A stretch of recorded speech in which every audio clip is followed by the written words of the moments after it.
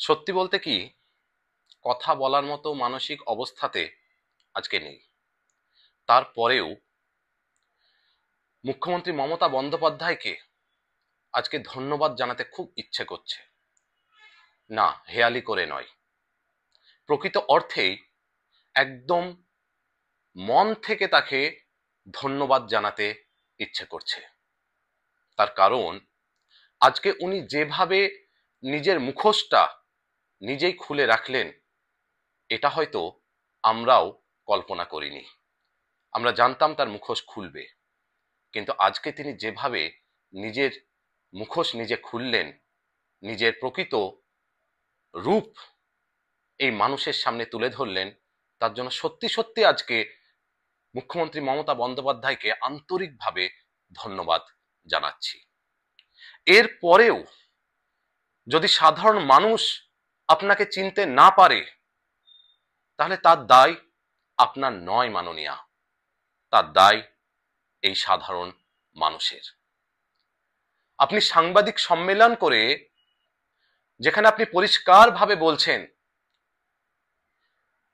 যারা দুর্নীতি করে চাকরি পেয়েছে সুপ্রিম কোর্টের অর্ডারে, তারা এই আগত পরীক্ষায় বসতে পারবে না। আপনি সাংবাদিক সম্মেলন করে বলছেন যে তাদেরকে আপনি অন্য সরকারি দপ্তরে চাকরি পাইয়ে দেবেন, অর্থাৎ সেই সমস্ত চোরদেরকে আপনি সরকারি দপ্তরে চাকরি পাইয়ে দেবেন। তারপরেও যদি মানুষ বুঝতে না পারে যে আপনি কার, তার দায় কি আপনার? একদমই নয়, তার দায় আপনার নয় মাননীয়া, তার দায় এই মানুষের। কারণ এর থেকে পরিষ্কারভাবে বলা হয়তো আর সম্ভব নয়। যে ছেলে মেয়েটা আজীবন পড়াশোনা করে চাকরি পেল, আপনার দুর্নীতির কারণে তার চাকরি চলে গেল, আর আপনি তাকে বলছেন যে নতুন করে পরীক্ষায় বসতে হবে। সেই পরীক্ষায় যদি সে ফেল করে যায়, তার চাকরি থাকবে না।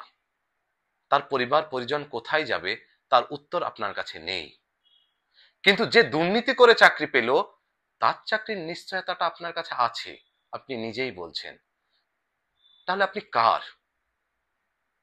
মেধার, পড়াশোনার, যোগ্যতার একদিকে, না অন্যদিকে যারা চুরি করে পেয়েছে তাদের, চোরেদের? এর থেকে পরিষ্কার করে আপনার পক্ষে বলা সম্ভব ছিল না মাননীয়া। সেই কারণেই আজকে আন্তরিকভাবে ধন্যবাদ জানাচ্ছি আপনায় যে আপনি এত পরিষ্কারভাবে আপনার রূপ এই জনসাধারণের সামনে তুলে ধরেছেন যে আপনি কার। সত্যি বলছি, এর পরেও যদি এই সমাজ, এই সাধারণ মানুষ, এই রাজ্যবাসী যদি আপনাকে বুঝতে না পারে, আপনাকে চিনতে না পারে যে আপনি কার, আপনি কাদের জন্য রয়েছেন, তার দায় আপনার নয়, কোনোভাবেই আপনার নয়।